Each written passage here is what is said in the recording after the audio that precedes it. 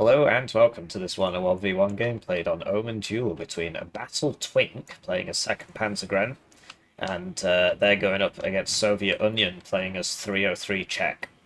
So we'll go through the deck reviews quickly and then we'll get back to it. Right, so this is the deck review for 303 Czech, which is in my opinion one of the weakest divisions in the game. I don't know if it is the weakest, but it's definitely down there.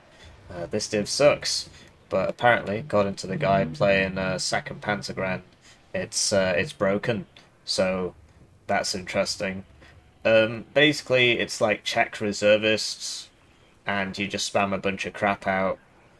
In terms of like, well, how do I make the deck better? Like, what should I be bringing? It's hard to review a pile of excrement. Do you know what I mean? Yep, certainly smells bad. What I will say is, don't bring a fob. If you need more supply, just bring a third card of supply. But chances are you don't. If you bring a fob, you're losing 175 points at the start to place your fob. So you could have 4 more units, right? 2 Streltsy and 2... Okay. 2 transports. You want this in the wheeled one, right? Not this one, in my opinion. So, you want this in the wheeled one. And, yeah, wow, you don't even get grenade launchers. I mean, it's really hard to give advice on. This is the second time somebody sent me a... I was like, I had to play 303, and it's like... I wish I could give you some good advice. Yeah, the Zelenskys are apparently okay.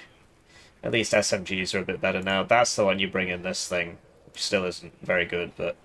And then, yeah, you get this unit, which... This is like the good part of the unit, because it's 16 dudes, so... It's essentially the only good part. Then you've got anti-tank, so some sort of anti-tank squad with 18 pen, and yeah, some satchel guys. So military fleet squad. I honestly, I wish I could say like bring this and then you'll win, and it's like there's nothing like that. There's nothing like that in this div. So this is there's 3 availability, but look how expensive it is. Whereas this one is 2 availability, and it's a lot cheaper. I appreciate that you probably want more than 4 CVs, but the point is that like this one's 35 points. So honestly, well, we've got 2 AP because we're not bringing the fob anymore. So there you go, problem solved.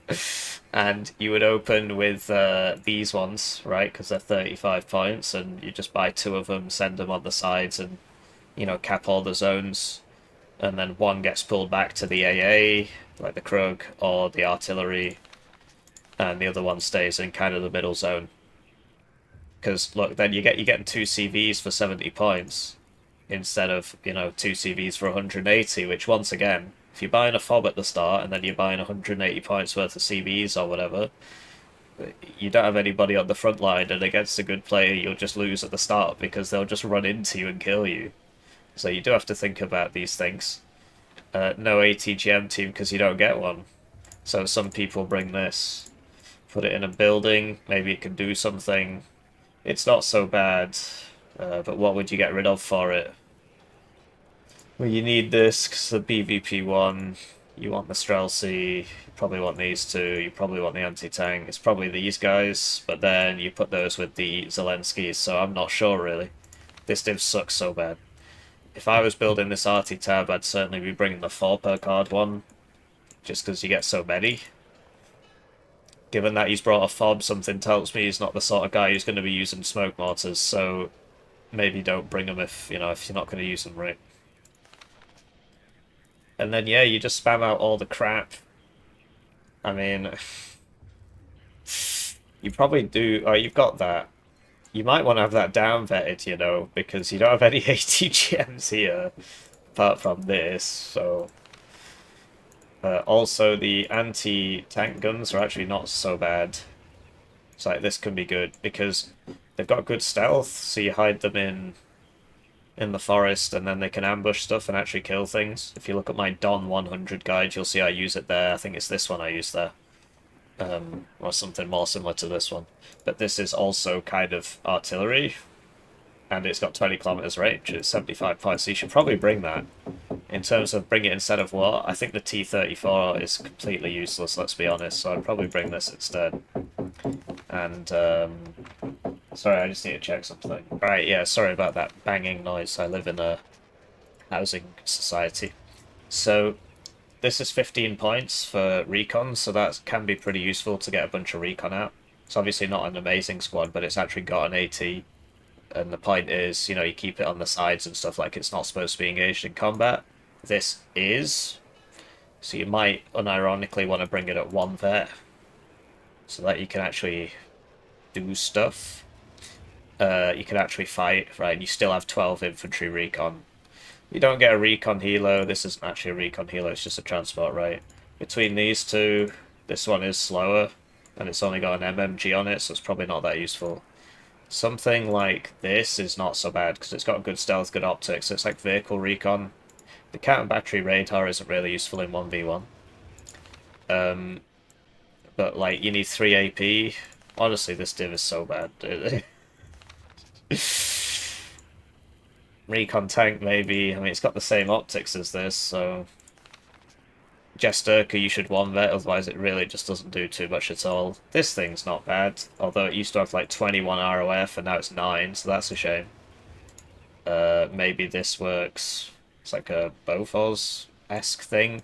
Would have thought this would be better against infantry, certainly, but against helicopters this is probably better. Krugs, yeah, you just buy them and hope. It's got nice range on it, so that's pretty useful. And then for the air tab, we've got, yeah, shotgun fighter. This, honestly, the reload time is so long, it's actually very hard to use properly. Because it'll fire all its rockets at once, and then it has to reload for 200 seconds, but you've already got the cluster thing and the one that goes in front of the cluster thing. And then, you know, this goes in front of the AT plane or whatever, so... It is what it is, you just don't have, You'll notice, by the way, that this has 6 missiles and this has 4. So this is better. This has more range, but... You could bring both. Yeah, it's a really hard div to play. It's just not good. It's really bad. It's one of the worst divisions in the game. His opponent is playing what I think is the best 1v1 division in the game by quite some margin. The way he's built the deck is very, very strange.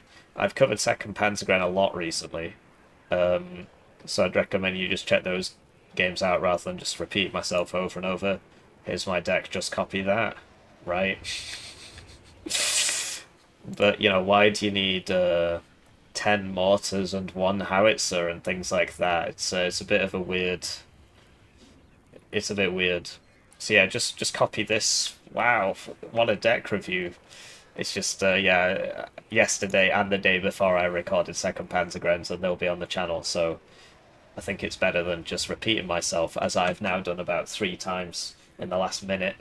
I'll say it again. I don't want to repeat myself. Right, so with that out of the way, if you watch any of my videos, although I appreciate every video as people who have just seen me for the first time, you know my thoughts on 2nd Panzergren and why I think it's the best division in ranked in the game. It does everything, which just makes it very good for ranked, because you don't know what map you're going to get. And it also makes it very good within a game, because you can change up your strategies between, you know, light, medium tanks, right, into arty spam, into air spam, and you just keep your opponent guessing.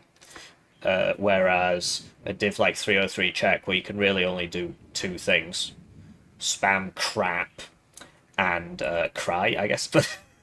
you can air spam, but your air spam isn't actually that good. So it's very predictable what the 303 Czech player will do, whereas it's not predictable what the 2nd Panzergren player will do, because they can always do something different, right? They can open with the forward deployed stuff and some ATGM healers, or they can open just like full ground heavy, right? Long range AA, short range AA, arty spam, air spam, heavy tanks, light tanks, medium tanks. So that just makes it incredibly good. The There's really not many divisions like that. But I did say I wouldn't just keep saying the same thing over and over again. Looking at the deployments, we have some forward deployment. So 303 Czech doesn't get that. Just, as a general point. So if you're going on the left, then, this one should be there, right? Because it'll get there faster. And you don't need two Milan 2s there. You would put one here, one there. Because you're going to get there first, because you've got airborne forward deployment. You should open with a AA plane, the F-16, the Belgian one, because what if he buys a helo at the start, he can kill all this and he can't do anything until the Eyehawk shows up, and by then everybody's going to be dead. We got some Fallschirmjäger, some patrollies. I don't bring those, and you shouldn't either. Two guys going to the same spot, so what if they come down here? You won't see it. Sultan should be going, yeah, and a center. You don't have to put it here. You can just put it up to that road and across, because by the time it gets there, it'll have capped it, so you don't have to go out of your way to spend longer in the zone. And then you could go straight into mid and just like shift queue it up to there, right? And then the other ones go in Delta, Dimitri. And then in terms of the main push, we got some like Scorpions. Don't bring those, bring the Scimitars instead. MG3s, bring the forward deployed one. Max Vet Fliegerfaust, okay, I mean, you can bring that if you want. Leopard 1s, you don't really want to open Leopard 2A3 because, what if he just buys a bomber and just crashes it into it? Well, then it's dead, right? So you want to open with... Look, you can literally afford 3 of these for the price of this. So you should have 3 of these and then some Marders and stuff. So not 4, right? Not 3 plus 1, just 3. And then, yeah, Eyehawks, and then the Marders have been 2 betted. There's no point in that. Just bring them at 1 bet and bring 3 cards. Switching to his opponent. 303 Czech, I'm much less good at giving advice on because it's like, it's so bad. You basically do these so-called flying columns, except they're really slow because they've got World War II equipment in them. And you just keep doing these columns. So there should be like an armoured column going down here, backed up by, Jesturka, and just a bunch of SD-100s and T-34 recon tank at the front, and T-54Bs or whatever, and you've got one going that way, and you'll have one going down mid, and you'll have one going on the left maybe, and then this will eventually get killed, but in the meantime you've sent one around on the far left and you're in here now, and that's kind of the way you do it. You do very concentrated blobs of crap. So that's very hard to do. Last time I played it, I didn't do that properly and I lost. So it's easy for me to give that advice, but it's very, very hard to actually do it because there's very few divisions who play like that. Anyway, he's gone for the expensive CV. So instead of having 2 CVs out now for 70 points, he's got one out for 90, which means he's going to be behind on points. And he's mainly going for the middle with a bunch of Jesturkas, T-34s. And then we do actually have something on the right. But yeah, you got to be careful, because if the second Panzer player was clued in, there'd be like a Lux coming around here or something. So I understand why he's covering his sides. Like, this is good for covering the sides, because it's got AT. So yeah, that's a great place to put it, because if you put it at the front, they're going to see you and kill you, because you've only got 3 HP. So you just put it like there, and, they come in, and then they're already in AT range, and then you kill them. So that is a good placement. And you would have, like, one here, one there, one here, one there, And then you're free to do your roaming blobs of crap. But honestly, this div is so bad. It's really something. Yeah, I mean, let's just see how it goes, shall we? Right, so they're off, and it's time for me to thank the generous channel joiners, generously joining the channel. They get the names on the screen, they get the videos early, they get members-exclusive videos. One join at the lowest levels worth 2,000 views, so if you're feeling bad about your ad block, it's a great way to support the channel. Otherwise, please just like the video, it's free. And that really helps me out. You can also check out my game on Steam. It's called Hearst Hero, and there's a free demo. So, as you can see, Blue does get there first, because his units are airborne forward deployed instead of recon forward deployed, and they also come in faster transports. So this should just die now. So putting that to go all the way up here is too optimistic. Basically just, it's about knowledge of And then, yeah, just like not reacting, so they died. He didn't have much time to react. But now you would obviously not drive into that because he's just shot you, and yeah, gonna be one of those games, is it? So yeah, the T-34s are very bad. Just everything about it. I mean, it's cheap, right? But okay. Wow, you know. Eat shit, millions of flies can't be wrong. I mean, it's also the guns are like completely unstabilized, so they don't do a whole lot. His main advantage is that his opponent opened with a Leopard 2A3 instead of 3 Leopard 1A 1A1s. So when you're facing a blob of crap, what you want is the light tanks, right? Basically, you always want tanks that are slightly better than your opponents, but not too much better. And you're like, well, why don't I just want to massively overkill him? Because of the money you're paying.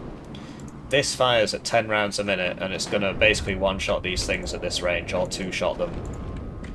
This fires at 12, I guess because of the bet. It does less pen, but against weak stuff, it's still going to two-shot it. Or it might be 3, but the point is it's 1/3 the price. So that's the issue with the MiG-21s, the iHawks one-shot. Yeah. So, do you know, he's been pushed back here. Now, it was kind of a lack of infantry, to be honest. But also, imagine if this tank was shooting 3 times as fast, because there were 3 of them instead. And it was still two-shotting everything, right? And the HE is basically the same, right? 1.05 versus 1.2 per shot. So you always want tanks that are slightly better than your opponents. Or, you know, a little bit better than your opponents. Because otherwise they just overwhelm you with crap because you can't shoot fast enough to kill them. So that is an issue. And that is an excellent showcase of what I was talking about. So hopefully you've learned that lesson, you know. Learning through examples is the best thing. Of course, in schools they go on about this. I'm a visual learner. I'm an auditory learner. That's all cope, by the way. You learn from doing. Everybody learns from doing. If you're an audio learner, do you listen to somebody run a marathon and then you're a good marathon runner? Do you understand what I'm saying? That's obviously nonsense, right? So you still have to do it. So anyway, yeah. You'll notice he's got the military police with him, which removes the reservist trait and actually makes the squad very, very scary. The issue with that, of course, is when we're going through the deck review, you know, he doesn't have ATGMs and he can't really afford to bring the recoilless rifle team because he basically needs all the other options, so it is a problem. His opponent, he's still buying those heavy tanks. Honestly, all the second Panzergren player has to do, really, is just not throw, and he should be fine. He needs to buy more infantry, but his pioneers are at no vet, which is a problem, because they'll just get suppressed straight away on their way in. Pioneer Flam is actually kind of crazy now. I should probably just do a little video about that, but there's no time. I do 2 videos a day, and I've got like 30 in early access. So channel joiners can watch that, but like that's 15 days of production, so and if I do a live stream I don't release a second video. So this thing, it's like the M67. It's really cool. It's a shame because the second but like all he has to do really is just check that and then reverse a bit, right? And then it, you know, you can still, no, you can just go there. Oh, he's worried about the bomber, isn't he? Yeah, so because this is fire and forget, if it fires and then you smoke, it's still going to hit you. If it was going to hit you anyway. I've had that happen loads of times, so just smoke early. And then drive into the smoke, and that'll keep you alive. I'm always like, oh, I get one more shot, and then I lose my tank. So, yeah, you know, don't be afraid of buying some supply. Or well, you've got some. Don't be afraid of using it. You know,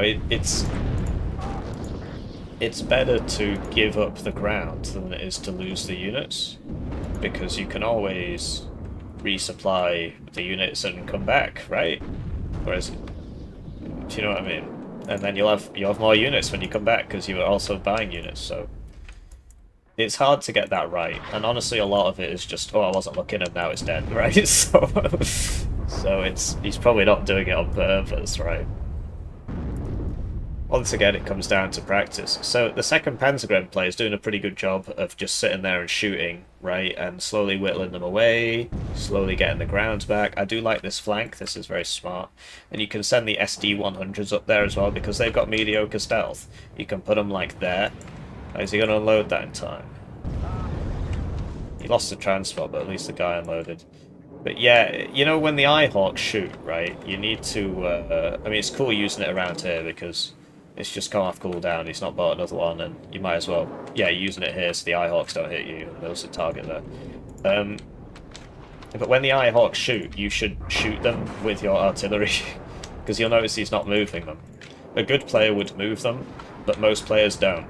So, and even the good players will eventually forget to move it one time and lose it, because that happens to me a lot. So... that is a problem. But yeah, the SD-100s have mediocre stealth. Here it is. Oh. Well, they did last patch. Why is it bad stealth now? I don't know. Hopefully that changes back at some point. But the whole idea was supposed to be that, because it's a tank destroyer, so it's like a Ferdinand or something, isn't it? It's some World War II thing. So it's supposed to have a low profile, it's sort of pseudo camouflage, and so you put it in the forest, it's harder to spot. You wouldn't just put it on the edge, because then everything can shoot you. You would just put it like there, and then, you know, get some recon in here so you can see this, and then you would kill that, and then for them to shoot back, they have to get super close, and then they get hit by a bunch of SD-100s or whatever. So yeah, in the meantime, blue is attacking, getting a little bit overzealous with the Sultan there, but yeah, the Leopard 2s, you know, obviously it's very hard for his opponent to kill those. Eventually you would spec into Leopard 2s, right? It's just you would wait a bit. Because of things like that, right? So now he needs to move the Eyehawks because his opponent, as soon as you see those fire, F1 click, F1 click. And then you know where they are, because you'll forget. Because there's lots going on, and then you get the arty and you shift queue up the orders and you kill it. Having said that, you know, this should just get counter battery by this thing, but he's prioritizing nothing.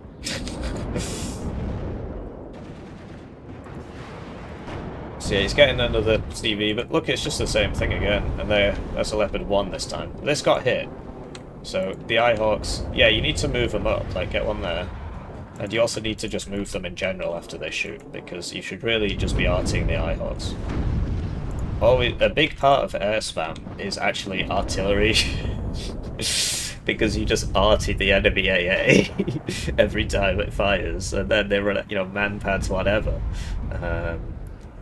Something like an Eyehawk is super susceptible to being artied, but yeah, coming in, you'll notice he didn't just fly in from the middle, right? Because then the Eyehawks would... well, they'd have more time to shoot. If you're behind a hill, it actually doesn't shoot you, so that does help. I don't know if it would help in this instance. And he just comes in, he launches the missile, and then he evacs, right? He doesn't fly straight into it. Prioritizes the evacing, and the missile will keep going. It's fire and forget, and it, you know, it side shots it. That's the other thing. If you attack from the front, well, the Leopard 2 is remarkable in, it's like one of the most expensive tanks that can't survive that missile basically from the front anyway. But yeah, in general, you know, coming from the side. So yeah, blue's deck has like, it's 10 mortars for some reason. This is gonna run out of ammo, and then so like, okay, so did this shoot? I mean, it must have done, but or are you shooting at this? Either way, Krug, gotta be careful there. Yeah, so he's coming in over here. He's got the AA, he's got the recon, he's got the infantry, he's got the fire support. So that's good. And then, yeah, you'd sort of want to... I mean, obviously there's just nobody here, but that's very uncommon. You'd want to secure this kind of line so that you can keep reinforcing. Obviously, make sure there's nobody here. And then just pause people into here. And it's very hard for blue to actually reinforce this because it has to come... Usually it would come here and turn there, but if you're here, you're going to shoot that because you put stuff in here, ATGMs and what have you, or tanks, right? SD-100s, which don't have mediocre stealth anymore, hopefully they get that back. And then you just kind of camp in this side of the zone. But obviously there's nobody there at all, so you might as well just attack. Zelensky's losing to Patrollies and Fliegerfaust.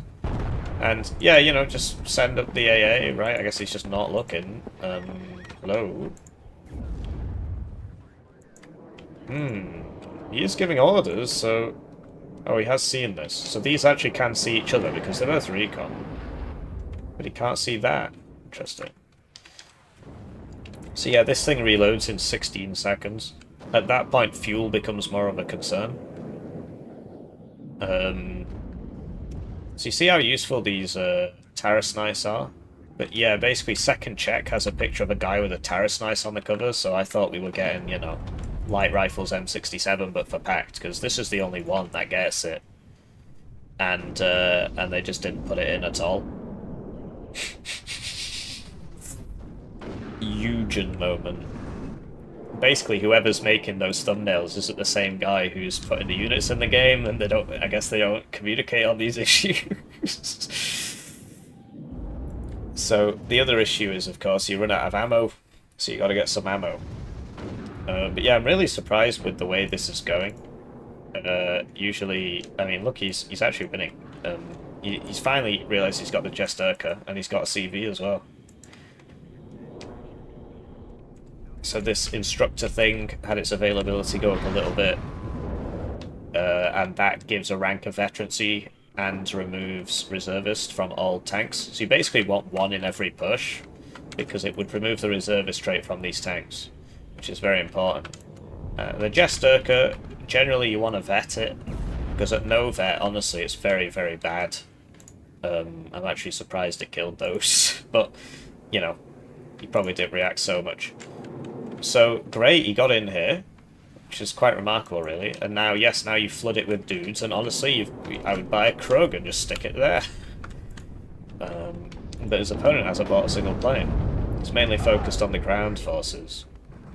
Honestly, he's making a bit of a pig's ear of it. So, the key to owning this zone is the sides. So he's actually got something here, but... Because if you're up here, well then you can just sideshot everybody that comes in, and, you know... You can even go all the way over here and start messing with them. Yeah. Obviously, you don't want this in the middle, in the open. He's going for more, because there's just nothing... This is so strange. There should really be units here. Like, he's just not reacting to it at all. I guess he's just not looking. He's got a lot of supply. Notice how much of it there is. You don't want to overbuy, right? But you also don't want to underbuy. I mean, like, given that this is empty and you have all these supplies, it's pretty inexcusable, but... Generally, the second Panzergren's inf tab is a complete mess. The Zickerungs, like, nobody brings those anymore. And the Panzergrenadier are at 2 vets, so he's not got that many, and the Pioneers are at no vet, so those aren't so useful. The MMG teams are the wrong ones. The Fallschirmjäger ones now have 12 availability for reasons which just simply make no sense to me, but there it is.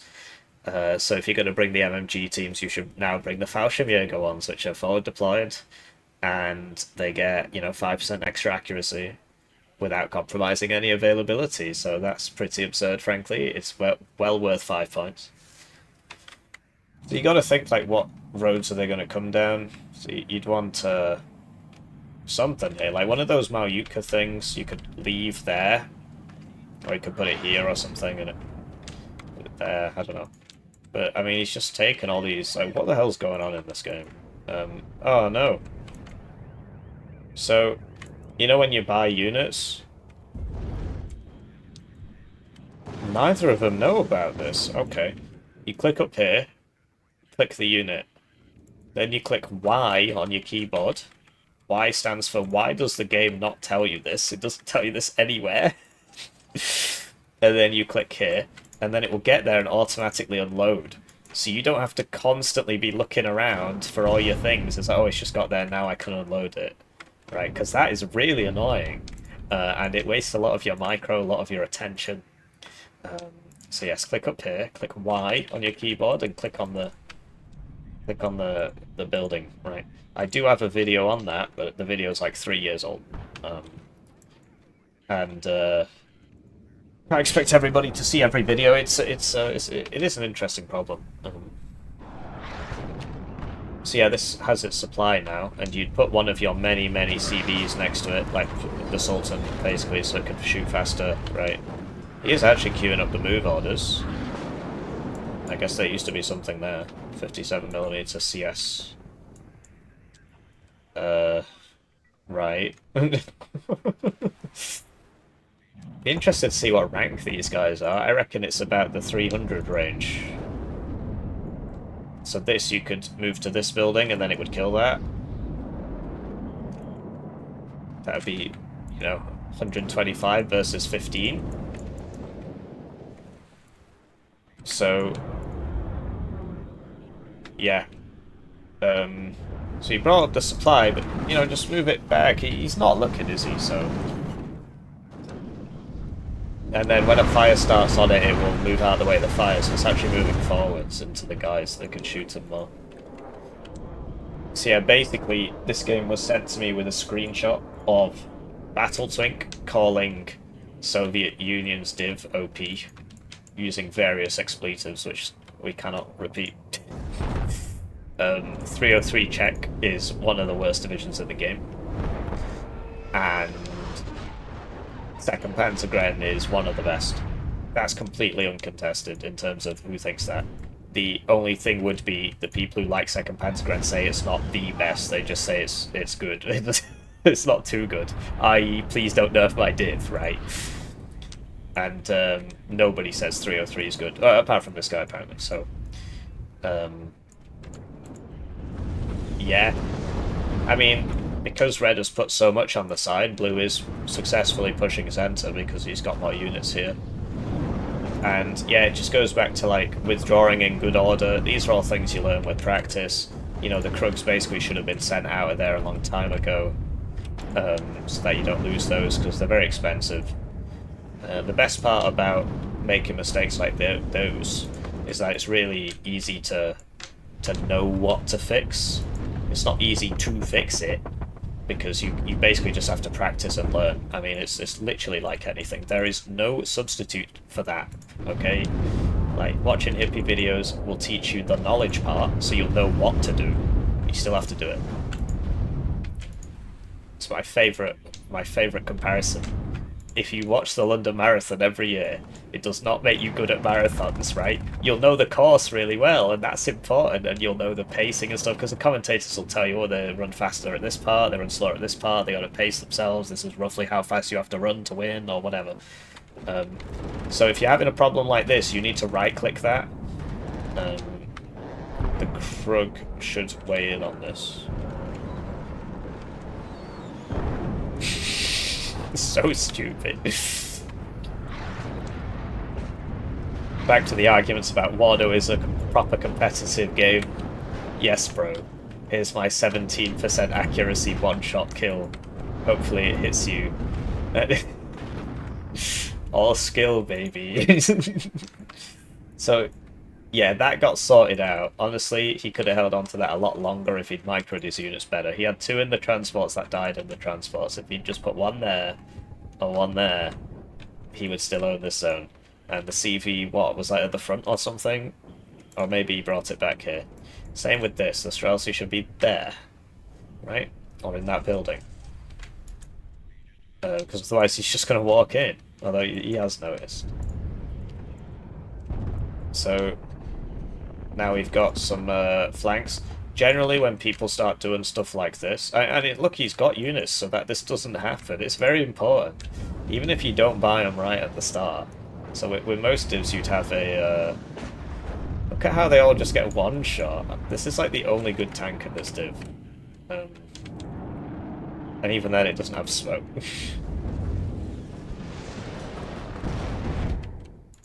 Oh, okay. Oh, what was the plan there? So he had it here, but like, I guess the idea was just try and get in one of these buildings and then hit him with the RPGs or something. But that was in a good spot. It was giving him recon of everything that was coming up this road. And I guess this road, depending on where it was. So, the Krogs are all dead, because this thing's... And I said not... I was going to say not being shot at, but that just shot at it. The MW1, generally, you don't see... And yeah, it goes back to the point about defending the zones. You know, so... Instead of having 3 units here, there should be 1 unit here, and like, those 2 tanks should have stayed there, basically, or have 1 like here or something. So, do you notice this is still alive? And this has a 6-minute reload, so it's just bad.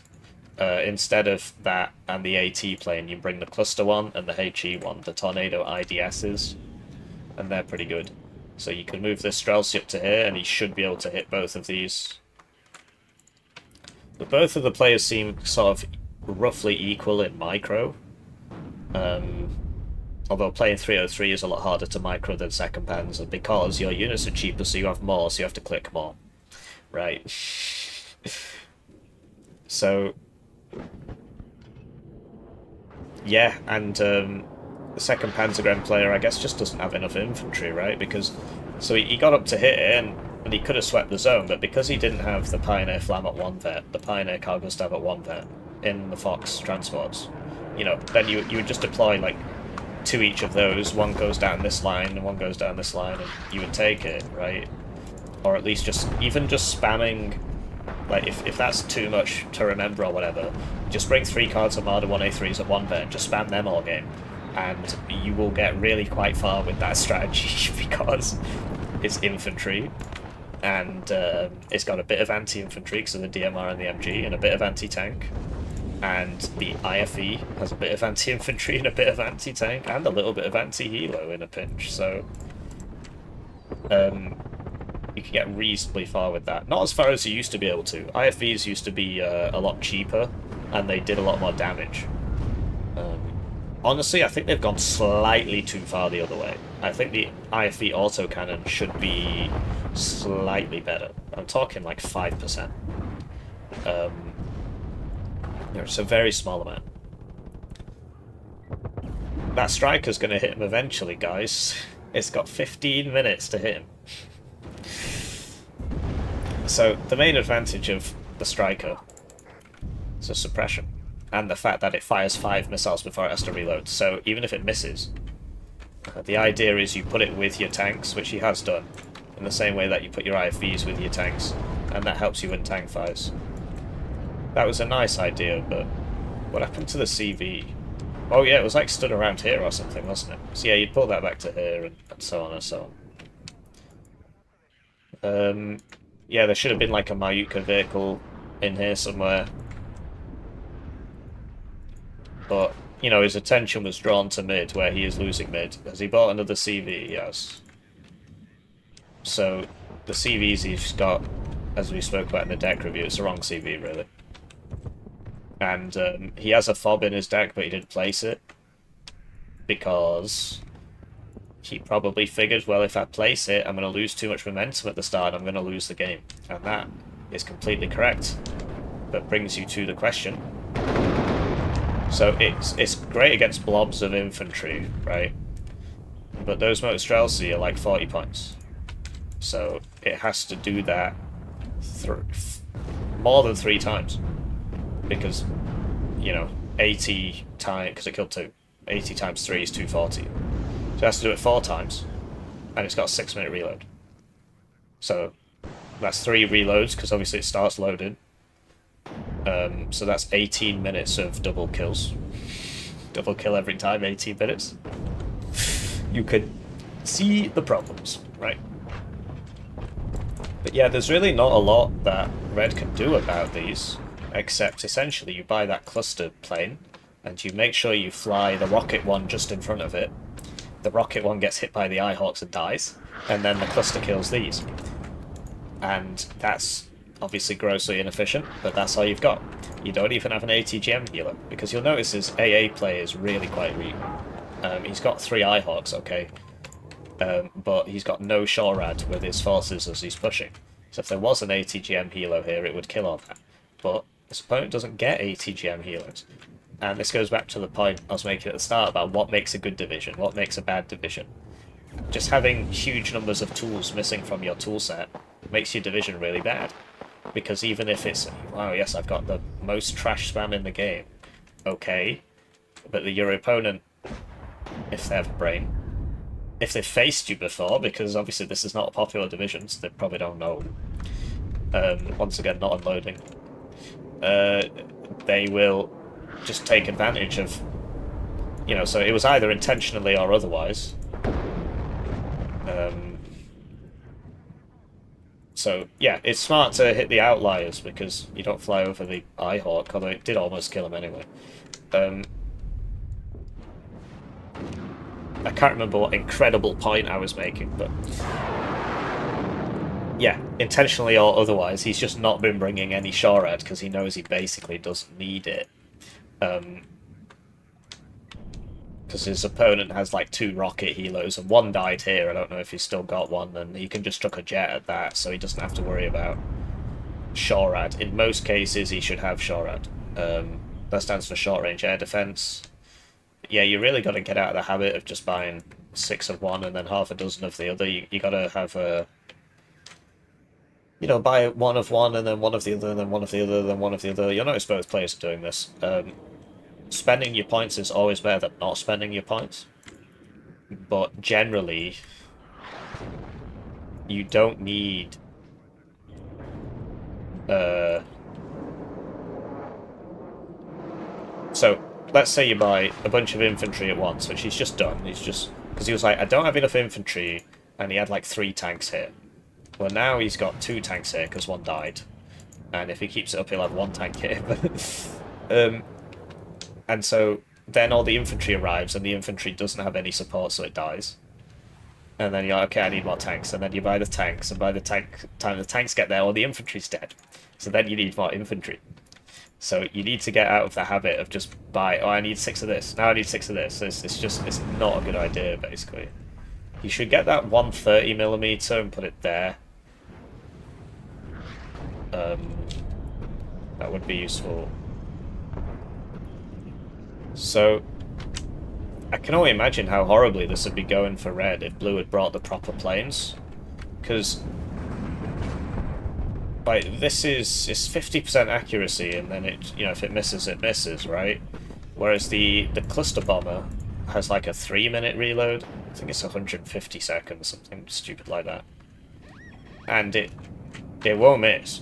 Well, okay, I mean, it might, but it won't miss 50% of the time. Oh, there it is. This is the 130mm one. So it's actually decent against people who just fly planes over you in circles. It's probably not going to do like a huge amount, but if your opponent's just loitering, it will do something. So that now has to reload for 6 minutes, 360 seconds, and it failed to kill this, which is what exactly? So just bring the Tornado IDS HE and the Tornado IDS cluster, and that will solve a lot of your problems. He missed. How did he miss? What the fuck? Missed twice. But yeah, basically the fighter should have gone in front of the Eyehawks, right? And then the Eyehawk shoots the fighter, and then you don't lose your cluster bombers, which you need. And this guy doesn't have any AT. I guess it's because it was going backwards fast, it dropped its bombs. And then he just changed direction. But yeah, I mean, I guess blue's gonna take the zone, but in the meantime, I'm not sure how this got over there, given maybe it just went past this and just didn't see it. Or it's fired around, so it went past it, saw it, shot it, missed, and just kept going, and nobody did anything about that, although now it's just going to drive it to this die. He's making sure he doesn't fly over the Eyehawks, that's fine. This opponent very supply build, but doesn't actually have any supply. And like, yeah, like it's working, but imagine if one of these was a Jaeger Aufklärer so he could see. And imagine if he had some Leopard 1s and some Marders in there instead of just 10 Guerrillian infantry and 2 Leopard 2s. I mean, it's working, and he had nice dispersion, right? A few in every place, and look, there's a Marder.